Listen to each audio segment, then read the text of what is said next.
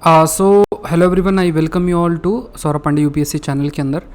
तो आज का सेशन काफ़ी इंपॉर्टेंट है, जो डेली क्विज़ हम लोग कवर कर रहे हैं और इसमें डाउन टू अर्थ के जो इंपॉर्टेंट टॉपिक्स हैं दैट विल बी कवर्ड। तो down to earth magazine special आप कह सकते हो। तो पहला टॉपिक देखते हैं, Gabon announces 500 million debt for nature swap deal for marine conservation. ये आपका है, तो यहाँ पे हमें देखना है कि डेट फॉर नेचर स्वैप क्या है। तो डेट फॉर नेचर स्वैप क्या है। अच्छा, सेशन स्टार्ट करने से पहले सभी को, अगर आपने सब्सक्राइब नहीं किया तो ज़रूर से करना और प्लस कमेंट जरूर से करना है कि आप सेशन कब अटेंड करते हैं। कमेंट और सब्सक्राइब जो है आपको जरूर से करना है। तो पहला देखते हैं, debt for nature swaps allow heavily indebted developing countries to seek help from financial institution in the developed world with paying off their debt if they agrees to spend on conservation of natural resources.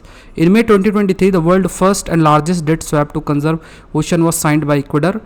Nigeria in Africa has recently signed the largest deal by any country in Africa to refinance its debt and conserve marine resource. तो मतलब जैसे मान लो किसी देश ने उधार लिया है और फिर उसको ये है कि वो इसने कहा कि हम नेचर कंजर्वेशन करेंगे, इतनी उधारी हमारी माफ़ कर दी जाए। तो ये एक तरीका अपनाया जा रहा है जिसे हम डेट फॉर नेचर स्वैप भी कहते हैं। तो यहाँ पे क्या है, जैसे यहाँ पे हाईलाइट आपका किया गया कि गैबन ऑन अगस्त 15 2023 उसने अनाउंस किया कि $500 billion debt for nature swap के लिए एग्री किया था। अफ्रीका के अंदर देखा जाए तो ये लार्जेस्ट डील है, जो ऐसी डील है जो साइन की गई है।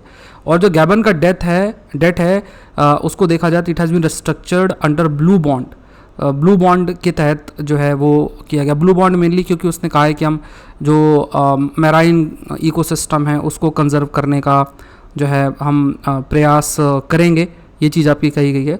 तो यूजुअली जो बैंक्स होते हैं डेवलप कंट्री के अंदर, they buy the debt of such countries and replace them with new loans which mature later. तो they have lower interest rate. तो यहाँ पे जैसे सिंपल सी चीज़ आपको समझना है कि जैसे ये जो डेट है, जैसे मान लो उन्होंने उधारी ली है 100 रुपये उधारी ली है, मतलब उनकी करेंसी में उधारी ली है। तो ये जो उधारी है वो कहेंगे ठीक है, हम जो है ये एक बॉन्ड में जैसे ब्लू बॉन्ड में इन्होंने कन्वर्ट कर दिया। तो बाहर का जो डेवलप्ड बैंक है वो इसको बाय करेगा, बाय करने के बाद एक सर्टेन पैसा इनको दे देगा जिसको वो बाद में पे कर सकते हैं। तो ये फ्लेक्सिबिलिटी क्यों मिल रही है इनको कि ये एग्री करते हैं कि हम नेचर का कंजर्वेशन करेंगे, ऐसा उन्होंने, मतलब ये चीज़ आपकी हाईलाइट आपकी की गई। तो ये यहाँ पे ये पॉइंट आपका। तो यूजुअली जो बैंक्स होते हैं डेवलप कंट्रीज में, they buy the debt for nature swap allow heavily indebted developing countries to seek help from financial institutions in the developed world with paying off their debt if they agree to spend on conservation of natural resources. तो ये भी statement आपका जो है सही बन जाता है। एंड यहाँ पे ये स्टेटमेंट आपका सही बन जाता है। तो यहाँ पे वर्ल्ड का सेकंड लार्जेस्ट डील साइन की गई है, ये भी याद रखना। तो यहाँ पे आई थिंक इसमें एक बार ये वाला स्टेटमेंट चेक करना पड़ेगा। बाकी दो स्टेटमेंट्स, तो इसमें ये स्टेटमेंट और ये स्टेटमेंट सही है। तो आंसर इसका क्या है, ओनली 2 है। या Nigeria in Africa had recently sign, तो ये मतलब नाइजीरिया ने, ये गैबन होगा, रिसेंटली इसने साइन किया है। तो ये वाला गलत हो जाएगा, बाकी दोनों स्टेटमेंट सही। तो ओनली 2 आंसर आपका बनेगा। नेक्स्ट दूसरा आप देखते हैं, डाउन टू अर्थ का ही है कि now a bacteria that can eat methane, जो मीथेन को कंज्यूम कर सकता है। सो मीथेन एक पावरफुल ग्रीन हाउस गैस है, तो उसको रिड्यूस में ये काफ़ी आपका हेल्प करेगा। तो यहाँ पे एक बैक्टीरिया जिसका नाम है मिथाइलोटूमी माइक्रोबियम ब्यूराइटेंस करके है, 5GB1C, रिसेंटली न्यूज़ में रखा। तो ये कंज्यूम करता है मीथेन को लगभग over 85 times more potent then CO2 की अगर बात किया जाए ऑन 20 ईयर्स टाइम स्केल। तो यहाँ पे मतलब ज़्यादा कार्बन डाइऑक्साइड से कंपेयर किया जाए तो 85 टाइम्स मोर है, मतलब उससे काफ़ी ज़्यादा है अगर उसकी पोटेंशियल देखा जाए as a greenhouse gas. तो ये स्टेटमेंट सही है। एंड ये अगर देखा जाए तो ये खास तौर से अगर ये मीथेन को कंज्यूम करता है, फिर ये रिमूव कर सकता है मीथेन को। जैसे कोई ऐसा लैंडफिल एरिया है जहाँ पे ज़मीन है उसमें भराव किया जाता है, जैसे खाली ज़मीन है उस पर कचरा और ये सब रख देते हैं। जो पैडी फील्ड्स हैं, राइस फील्ड्स हैं, ऑयल गैस फील्ड, यहाँ से रिमूव कर सकता है। और ये बायोमास प्रोड्यूस करता है। जैसे मान लो कोई कचरा टाइप है, वहाँ से इसने मीथेन कंज्यूम करके फिर जो रह जाता है वो बायोमास होता है। तो बायोमास आपका प्रोड्यूस होता है। तो तीनों स्टेटमेंट सही हैं। तो यहाँ पे इस बैक्टीरिया के ऊपर प्रश्न बिल्कुल फ्रेम हो सकता है क्योंकि डाउन टू अर्थ के अंदर ये न्यूज़ आपकी आई है। नेक्स्ट देखते हैं। देखो की पॉइंट्स आप नोट कर लो। लास्ट के लगभग अभी मैं प्रिपेयर कर रहा हूँ जनवरी से लेकर जुलाई तक की ई बुक आई एम प्रिपेयरिंग। तो ये ई बुक एक बार जैसे ही बन जाएगी तो उसको मैं फिर आपके साथ शेयर करूँगा, मतलब उसका तरीका कैसे होंगे वो, क्योंकि हमें ये पूरा मॉडल भी सस्टेनेबल बनाना है, तो उसको कैसे करेंगे उस पर आगे डिस्कशन करेंगे। और प्लस फिर 1-1.5 साल का एक बुकलेट 2-3 महीने में आई विल प्रिपेयर, तो वो बुकलेट आएगी, बुकलेट आप फिर उससे पूरा अपना प्रैक्टिस कर सकते हैं। फिलहाल अभी आपको नोट्स बना के रखने हैं, ये नोट्स जो आप बनाओगे यही आपके रिवीजन के लिए बहुत हेल्पफुल रहेंगे। तो ये आपको प्रीलिम्स वाले रजिस्टर में नोट डाउन करना, कोई टॉपिक अगर मेंस के लिए प्रोस्पेक्टिव होगा तो मैं आपको बोल दूंगा। तो 7th GEF जो है assembly member countries get together ratify global biodiversity framework fund के ऊपर है। तो यहाँ पे ग्लोबल बायोडाइवर्सिटी फ्रेमवर्क फंड के ऊपर प्रश्न यहाँ पे आपके लिए फ्रेम होता है। तो ये fund 10th conference of parties, जो मतलब जो देश हैं इस कन्वेंशन को जिन्होंने साइन और रेटिफाई कर रखा है, कन्वेंशन ऑन बायोलॉजिकल डाइवर्सिटी, उनकी जो 10वीं कॉन्फ्रेंस आपकी हुई है, तो 10th conference of parties to the convention on biological diversity in 2007, the fund to ensure that the country have enough financial support.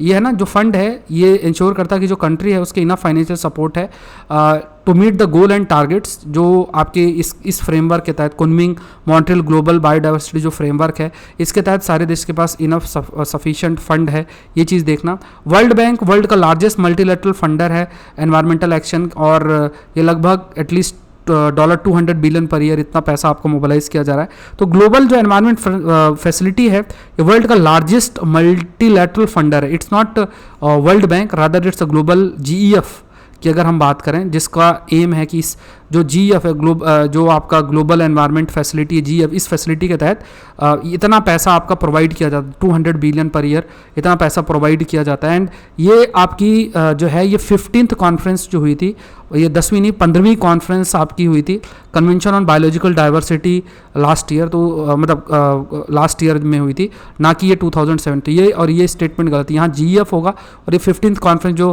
Last year हुई थी वो होगा, और ये जो है स्टेटमेंट आपका सही है। तो आंसर क्या होगा, दैट इज ओनली 1। नेक्स्ट देखते हैं, डाउन टू अर्थ का ही हो जाएगा। Worst cholera outbreak since 2017 affecting childrens in Congo, UNICEF की बात की गई है। तो यहाँ पे again consider the following statement, cholera is mainly linked of insufficient access to safe drinking water and inadequate sanitation. Cholera is an infection of a small intestine by some strain of virus Vibrio cholerae. Cholera affect both children, adults and kill within hours with if untreated. अगर treatment सही नहीं तो cholera क्या है, ये basically इसमें लिखा हुआ है कि ये कॉलरा जो इन्फेक्शन है स्मॉल इंटेस्टाइन, जब जो बैक्टीरिया है लाइक स्ट्रेन ऑफ बैक्टीरियम, यहाँ देखो वायरस बहुत ध्यान से अगर पढ़ोगे ना, ये बैक्टीरिया की वजह से होता है ना कि वायरस की वजह से होता है, तो ये गलत हो गया। ठीक है, तो ये और ये स्टेटमेंट सही है, तो यहाँ पे आंसर होगा बी। 2 स्टेटमेंट आपके सही है, आंसर बी होगा। अच्छा, सेशन को लाइक करना है, कमेंट करना है, सेशन आप कब करते हैं? सभी लोग इतना देखो आपको करना चाहिए, ये आपकी जिम्मेदारी बनती है, इतना एफर्ट लिया जाता है तो इतना तो आपको करना चाहिए। और सब्सक्राइब करो, शेयर करो, तभी ये चीज़ लॉन्ग टर्म, क्योंकि देखो आप लोग भी प्रिपरेशन 24 तक कर रहे हो, अब ये लॉन्ग टर्म सारी चीज़ें चल सके, इसमें बहुत इंपॉर्टेंट है कि एक अच्छा पार्टिसिपेशन हो, और अच्छा पार्टिसिपेशन होगा तो एक मोटिवेशन होगा और ये कंटेंट आपको मिलता रहेगा। तो ये ऐसा कंटेंट है जो कि आपको और कहीं मिलेगा नहीं, तो ये आपकी जिम्मेदारी कि एटलीस्ट जिस ग्रुप में हो उस पर शेयर करो, पॉजिटिव मैसेज दो, प्लस आप लोग जो है लाइक बटन प्रेस करो, कमेंट करो, ये सब चीज़ें मैं भी कमेंट रीड करूँगा, अच्छा इतने बच्चे पार्टिसिपेट कर रहे हैं, तो एक मोटिवेशन बना रहता है। तो ये चीज़ें, क्योंकि यूट्यूब का एल्गोरिदम इन्हीं सारी चीज़ों पे वर्क करता है, तो सस्टेनेबिलिटी बहुत मैटर करती है, तो ये ध्यान में रखना है। अब हम लोग ऐसा कोई कंटेंट नहीं कवर कर रहे हैं, कोई वायरल टाइप वीडियोस अभी डिस्कस नहीं कर रहे हैं जो कि आपको मतलब ज़रूरत नहीं है और हम उसको सिर्फ मान लो ऐसे ही बना रहे हैं। तो यहाँ पे आप जो भी कंटेंट है यूपीएससी कंटेक्स्ट में है, तो यहाँ पे ये स्टेटमेंट और ये स्टेटमेंट सही आंसर जो है दैट इज़ ट्रू। नेक्स्ट देखते हैं, mediation bill and incomplete settlement, ये इंडियन एक्सप्रेस का टॉपिक है। मीडिएशन बिल है, मीडिएशन शब्द का मतलब होता है मध्यस्थता जो आपकी होती है उससे। तो यूनियन जो कैबिनेट है, it accept the recommendation of the standing committee by reducing the time for the concluding mediation from, मतलब मीडिएशन का जो टाइम है 360 से 180 दिन कर दिया है। क्लॉज जो 8 है बिल का, एंटाइटल करता पार्टी को कि वो कोर्ट मूव कर सकते हैं बिफोर द कमेंसमेंट और during mediation for interim relief only in exceptional circumstances. The bill introduces the concept of online and community mediation, online और कम्युनिटी मीडिएशन का जो कंसेप्ट है उसको इंट्रोड्यूस करता है। तो यहाँ पे करेक्ट आपको जो है ये बताना है। तो यूनियन कैबिनेट ने एक्सेप्ट किया था कि ये जो है, जैसे इसमें ये फैक्ट लिखा है, तो यहाँ पे आप देखो 180 से 90 दिन को किया गया है।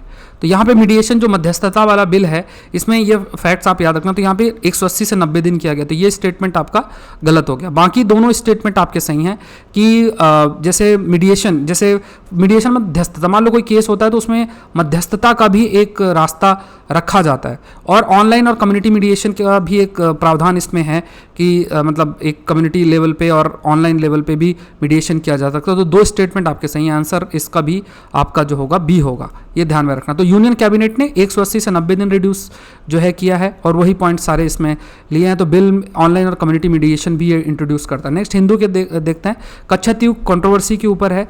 तो यहाँ पे कच्छातीव की अगर बात किया जाए तो यहाँ पे अनइनहेबिटेटेड बैरन आइलैंड है, 14 नॉटिकल माइल रामेश्वरम से इसकी दूरी है, ये भी ठीक है। श्रीलंका क्लेम्ड सोवेनिटी, श्रीलंका का इसमें सोवेनिटी है कि क्योंकि उसका ये मानना था कि इस टाइम के दौरान पार्टुगीज जो उनको कब्जा करके रखा था, मतलब श्रीलंका में उन्होंने इसी पर रूल किया था, इसलिए उनका हिस्सा है ये। फिर इंडिया ने किया कि जो राजा ऑफ रामनाथ है उन्होंने ये इसको अपना हिस्सा बना के रखा था। तो ये तीनों स्टेटमेंट्स है, हिंदू में हमने भी अपने सेशन में डिस्कस किया था। हिंदू सेशन आप लोग अटेंड करो, 9 बजे के आसपास स्टार्ट हो जाता है। तो उसमें देखो सुबह आपका 7 बजे ये सेशन आ जाता है।